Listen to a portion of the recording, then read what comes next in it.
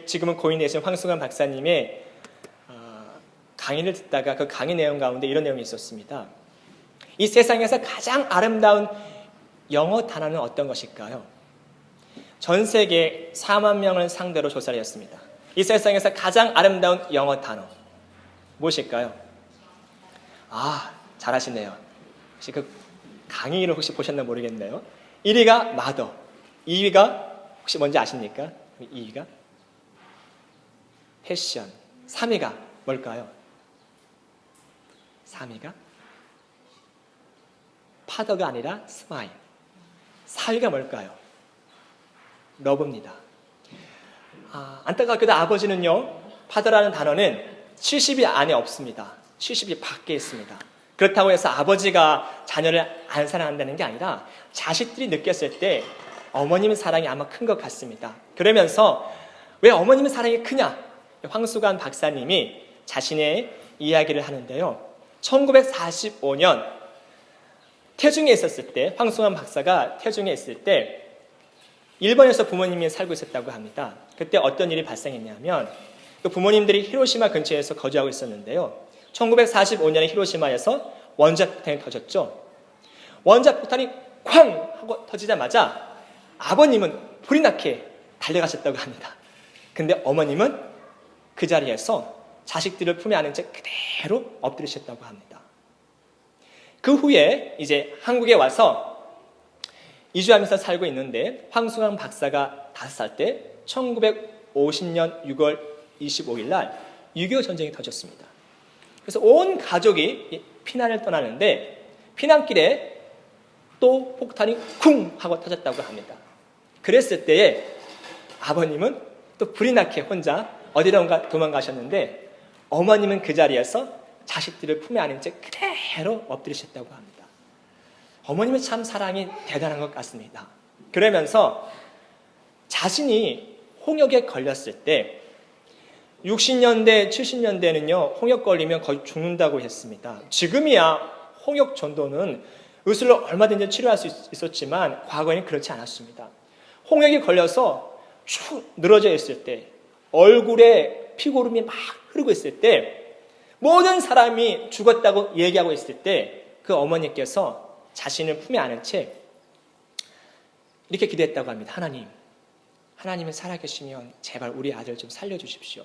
그러면서 피구름 나는 황수관 박사의 얼굴을 혀로 핥았다고 합니다.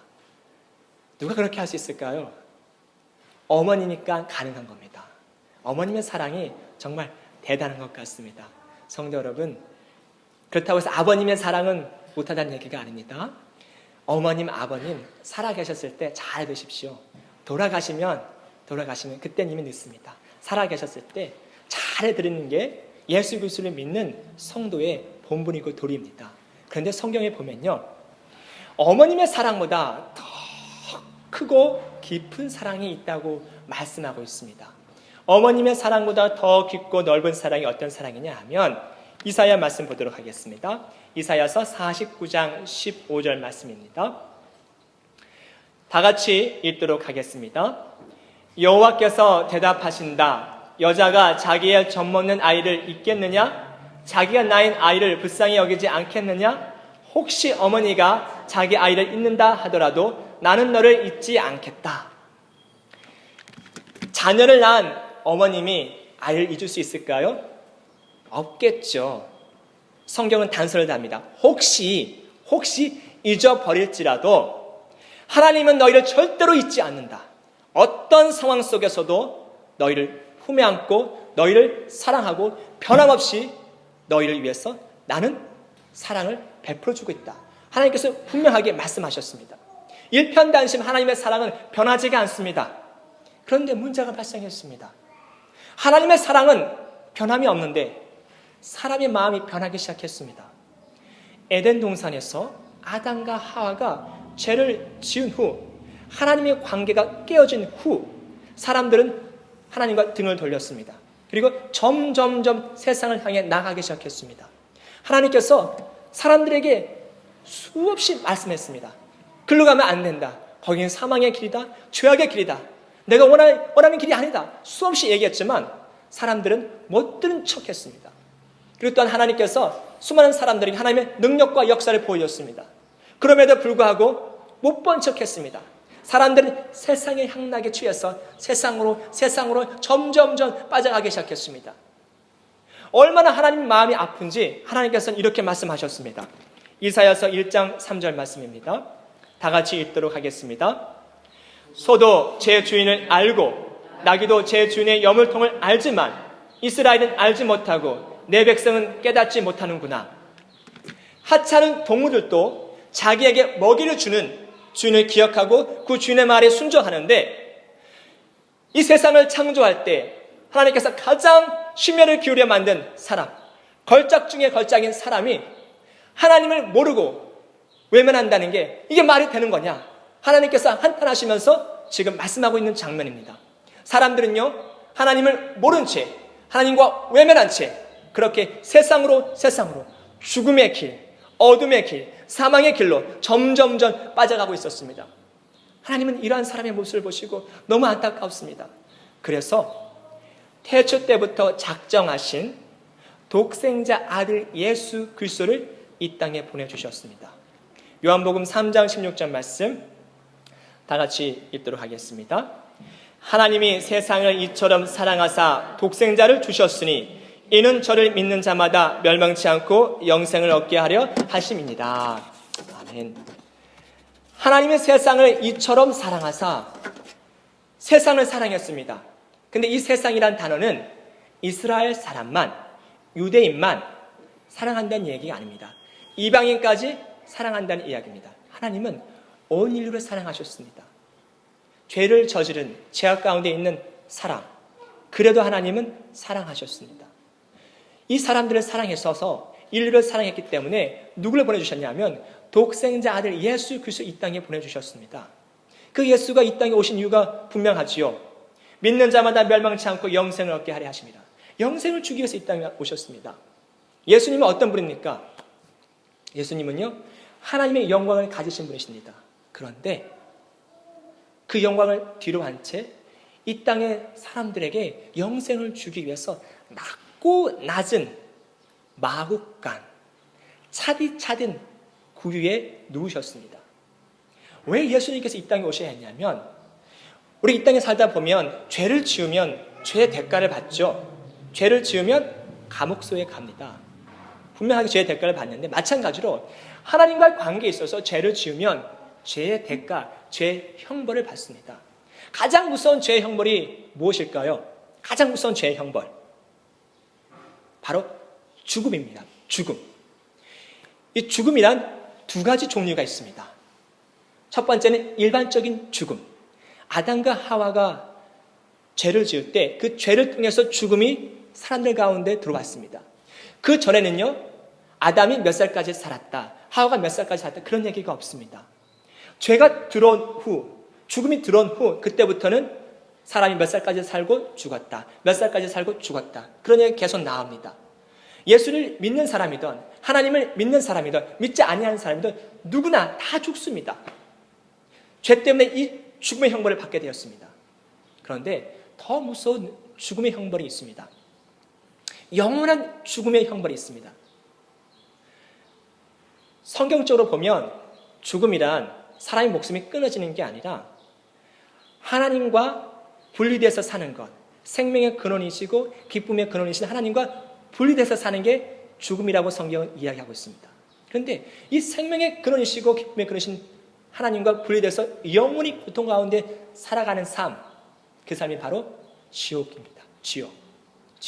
이 지옥 한번 들어가면요, 다시는 나올 수 없습니다. 아무리 그 안에서 회개하고 눈물 흘려도 그걸로 끝입니다. 한번 들어가면 그 어떤 경우도 다시 나올 수가 없습니다.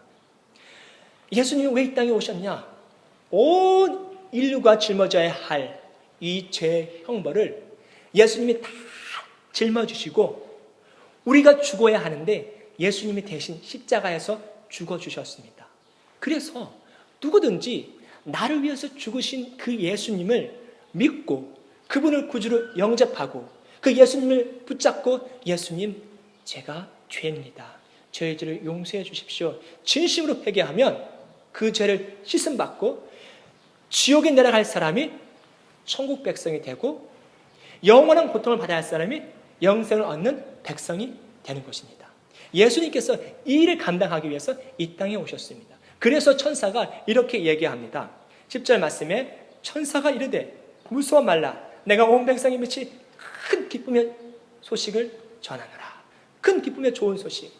이보다 더 큰 기쁨의 소식이 어렵겠습니까? 우리에게 영생을 주기 위해서, 구원을 주기 위해서, 영원한 삶을 주기 위해서 이 땅에 오신 그 예수님, 우리는 그 기쁜 날을 기념하기 위해서 12월 25일 성탄절을 절기로 지냅니다.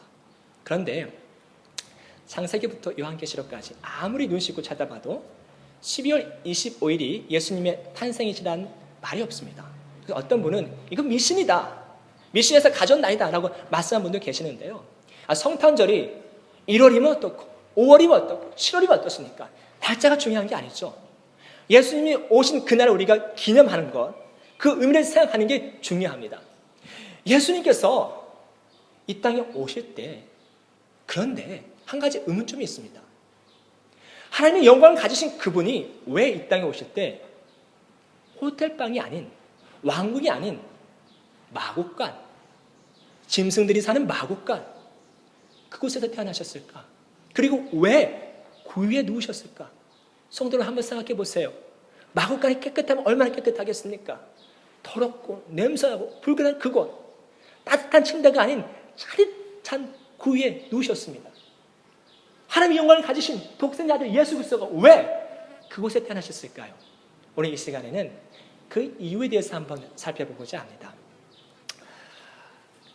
본문 2장 1절에 보니까요, 가이사 아구스도가 영을 내려 천하로 다 호적하라 하였으니, 가이사 아구스도라는 것은요, 사람 이름이 아닙니다. 황제라는 뜻입니다. 쉽게 말하면 가이사 황제, 그런 말입니다. 원래 이 사람의 본명은요, 가이우스 옥타비우스입니다. 이 사람은 정치를 참 잘했습니다.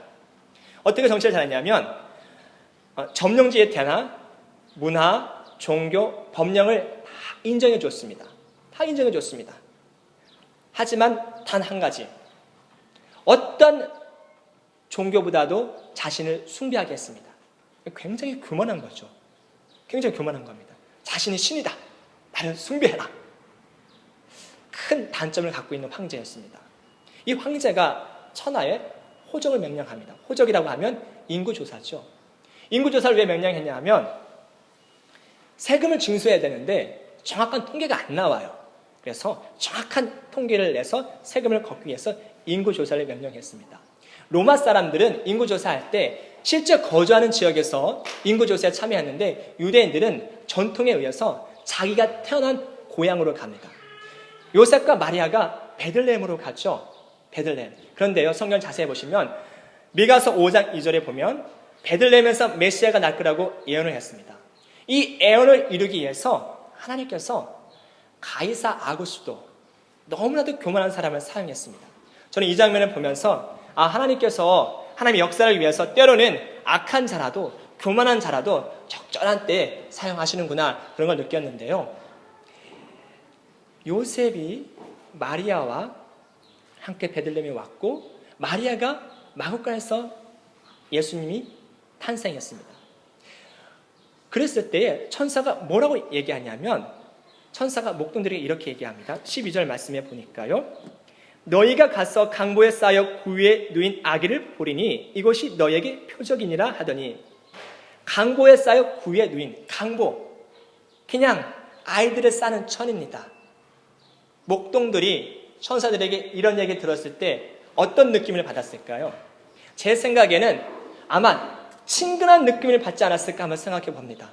친근한 느낌. 만약에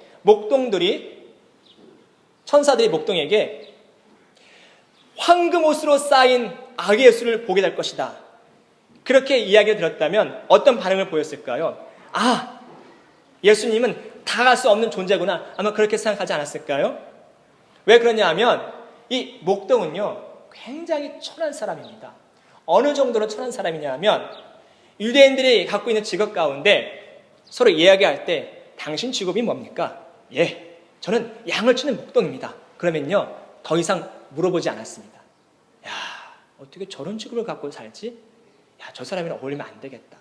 사람들이 생각했을 때 아주 비천한 직업 중에 아래 중에 아래가 목동이었습니다.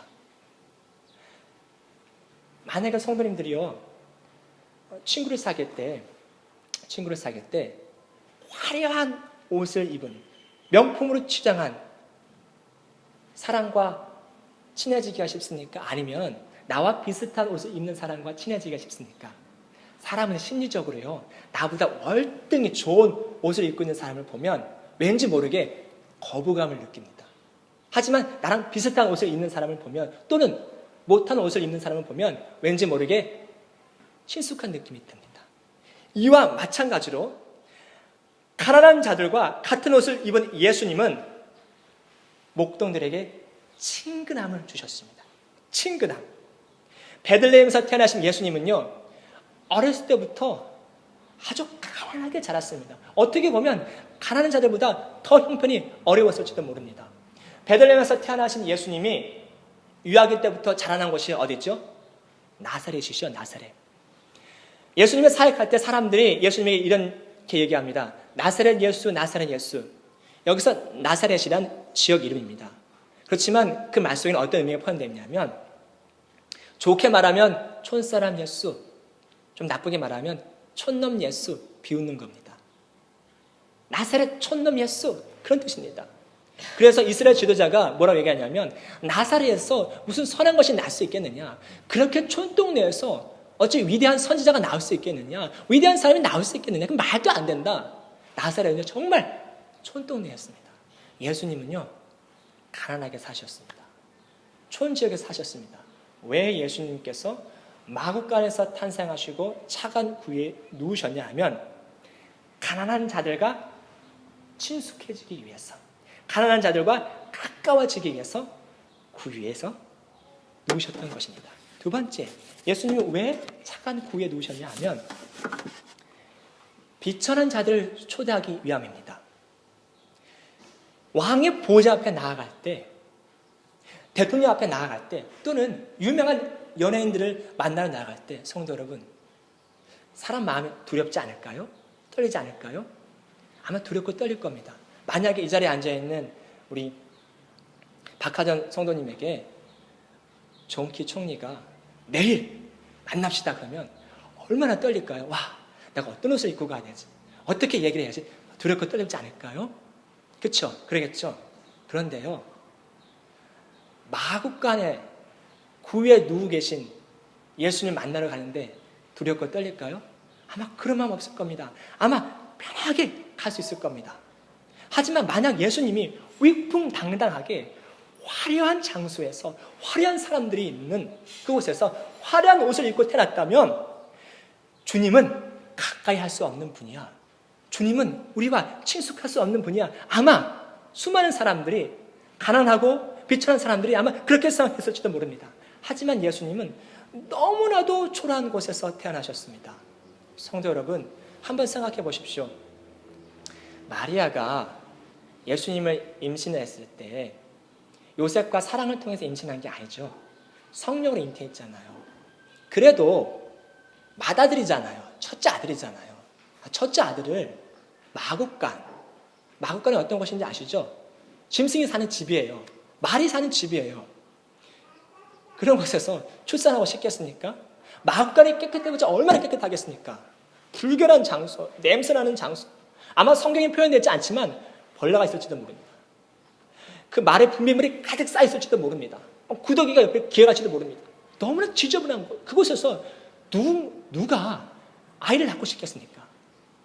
그런데요, 예수님은 그곳에서 탄생하셨습니다. 너무나도 초라하고 남루한 그곳에서 예수님께서는 탄생하셨습니다. 예수님은요, 마구간에서 탄생하시고 구에 누우셨습니다. 성도를 한번 생각해 보십시오. 만약 예수님 왕궁에 태어났다면 많은 사람들이 오지 못할 것이고 목동들이 감히 오겠습니까? 그런데 예수님은 마구간에 탄생하셨습니다. 누구든지 올 수 있습니다. 어떤 사람든지 올 수 있습니다. 돈을 낼 필요도 없습니다. 경원도 없습니다. 애를 갖출 필요도 없습니다. 누구든지 편하게 어떤 사람이든지 원하면 다 올 수 있었습니다. 너무나도 겸손한 모습이 아닐 수 없습니다. 예수님은요, 정말 겸손하게 이 땅에 오셨습니다. 예수님은요, 사실 겸손으로 시작해서 겸손으로 삶을 마감하셨습니다. 겸손하게 탄생하셨고 겸손하게 삶을 마감하셨습니다. 십자가 지실 때까지 항상 겸손하셨습니다. 오늘 본문에 보니까요, 아주 우리가 좀 유심히 봐야 할 성경 구절이 있습니다. 어떤 성경 구절이냐 하면 14절에 이런 말씀이 있습니다. 지극히 높은 곳에서는 하나님께 영광이요 땅에서는 기뻐하심을 입은 사람들 중에 평화로다. 지극히 높은 곳에는 하나님께 영광이요. 겸손하게 탄생하신 예수님 때문에 하나님께서 영광을 받는다고 합니다. 이게 무슨 말일까요? 예수님은요, 사역 가운데 병자들을 치유하고 고칠 때 자신의 영광 받지 않으셨습니다. 항상 그들에게 하나님께 영광을 돌려라, 하나님께 영광을 그렇게 말씀하셨습니다. 내가 겸손해지면 하나님이 영광을 받는다는 뜻입니다. 예수님이 겸손해졌기 때문에 하나님께서 영광을 받으셨듯이 내가 겸손한 삶을 살면 하나님께서 영광을 받는다는 그런 의미가 이 가운데 포함된 겁니다. 예수 그리스도께서 왜 이렇게 낮고 낮은 천한 곳에 탄생했냐 하면 비천한 자들을 누구든지 다 초대하기 위해서 낮고 낮은 곳에서 탄생하셨습니다. 그러므로 수고하고 무거운 짐진 분들 계십니까? 주님께로 나오십시오. 심령이 상하고 억압된 분들이 계십니까? 누구든지 주님께로 나오십시오.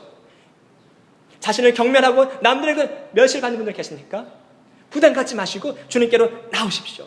예수님은 누구든지 어떤 사람이든지 예수님께로 다 오게 하기 위해서 친히 구유에 누우셨던 분이십니다. 왕의 보좌는 성도님들을 하여금 두렵게 할지라도 마국간에서 탄생하신 예수님은 성도님들을 항상 초대하고 있습니다. 그러므로 예수님과 늘 가까이 하는 성도님 되시기를 예수님의 이름으로 축원합니다. 세 번째, 예수님이 구유에서 탄생하시냐? 구유가요, 짐승의 밥그릇이잖아요. 짐승의 밥그릇. 지친 짐승들이 먹는 밥그릇 아니겠습니까? 우리가 보통 이런 얘기 하죠. 아주 흉악한 범죄를 저지른 사람을 가리켜 짐승만도 못한 사람, 그렇게 얘기하지 않습니까? 예수님께서 짐승의 밥그릇에 누운 이유, 왜 그럴까요? 짐승만도 못한 사람이 예수님의 생명의 양식인 말씀을 먹었을 때 그 사람이 새로운 사람으로 바뀔 수 있다는 것을 알려주기 위해서 구유에서 누우셨던 겁니다. 예수님의 생명의 양식 무엇이죠? 성경 말씀이죠. 성경 말씀을 먹는 것, 성경을 막 찢어서 막 입에 먹는 것, 그게 먹는 게 아니죠. 말씀을 읽고 묵상하고 지키는 게 먹는 것 아니겠습니까? 이렇게 성경 말씀을 먹으면 아무리 흉악한 죄인이라 할지라도 통제불능의 짐승만도 못한 사람이라 할지라도 새로운 사람으로 바뀐다고 합니다. 제가 가끔씩 예화 드는 게 있죠. 제가 어렸을 때 너무나 큰 충격을 받았기 때문에 이런 예화를 자주 드는데요. 지전파 아시죠? 지전파. 제가 사춘기 때 일이 터져가지고요, 머릿속에서 잊어버리지를 않아요. 그 사람들이 사람을 잡아다가 죽였죠. 기억나시죠? 죽이고 태웠죠. 그리고 그 사람들의 살점을 떼어서 먹기까지 했죠. 일이 밝혀지고 나서 사회가 막 완전히 뒤집혔습니다. 와, 세상에 어떻게 이럴 수가. 전 짐승받지 못한 사람들이야. 전 인간 이하야. 사람이 아니야. 난리가 났습니다. 근데 그 사람들 경찰이 다 잡혀가지고 이제 구치소에 들어갔을 때 한 사람이 전도하기 시작했습니다. 예수 믿으십시오. 욕했습니다. 당신이 했습니다. 성경청을 줬지만 집어 던졌습니다. 그래서 포기하지 않았습니다. 계속해서 전도하기 시작했습니다. 결국 그 사람들이 성경 말씀을 읽고 변화되었습니다. 그러면서 이 사람들이 뭐라고 얘기하냐면, 뭐라고 고백하냐면, 내가 만약에 예수님을 조금이라도 일찍 알았더라면 이러한 일을 저지르지 않았을 텐데 정말 죄송합니다. 그 사람들은요, 청소년 때 불우하게 자란 사람이라 그 가슴 속에 사회에 대한 분노가 있었어요. 자기가 전혀 상관없는 사람에도 불구하고 그 분노를 표출하기 위해서 사람을 죽이고 심지어 사람을 태우기까지 했어요. 그러면서 내가 조금이라도 예수를 일찍 알았더라면 하면서 회개하는 그런 모습을 볼 수 있었는데요. 그러면서 이 사람들이 뭐라고 얘기하냐면, 제가 대한민국 국민들에게 사죄하는 의미로 저희들의 장기를 기증하고 싶습니다. 물론 흉악한 범죄자들의 장기라서 그것을 사용하기에 꺼리신 분들은 어쩔 수 없겠지만, 혹시 필요한 분이 계시다면 모든 걸 다 드리겠습니다. 우리의 모든 장기를 다 기증하고 싶습니다. 그러면서 삶을 마감했습니다. 흉악한 범죄자들도 예수 그리스도의 말씀이 그 안에 들어가니까 바뀌었습니다. 새로운 사람으로 바뀌었습니다. 히브리서 보니까요, 말씀은 살았고 운동력이 있어 좌우의 낯선 어떤 검보다 예리하여 홍과 염과 관절과 고슬을 찔러 쪼개기까지 한다고 말씀하고 있습니다. 말씀을 먹으면 짐승만도 못한 사람이 새로운 사람으로 바꿔집니다. 네 번째, 예수님 왜 구유에 누우셨냐?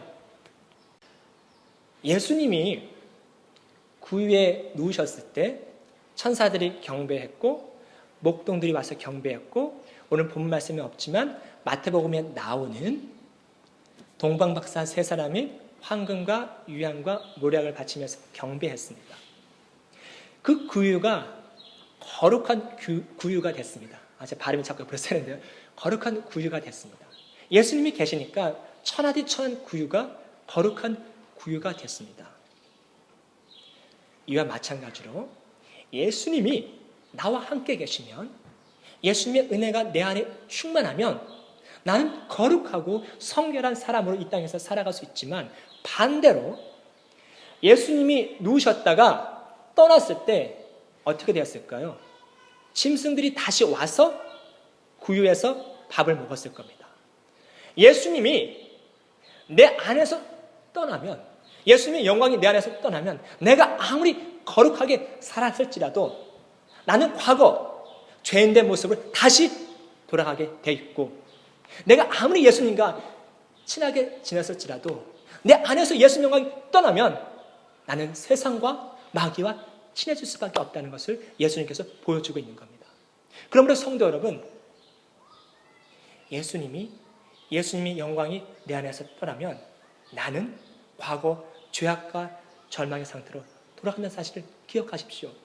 내 힘으로 거룩해질 수 있다고 말하지 마십시오. 내 힘으로 성결하게 살 수 있다고 말하지 마십시오. 내 힘으로 죄악과 싸워서 이길 수 있다고 말씀하지 마십시오.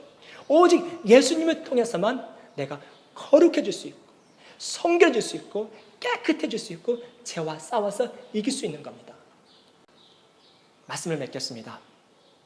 예수님이 왜 낮고 낮은 마국간 그리고 차디찬 구유에서 누우셨을까요?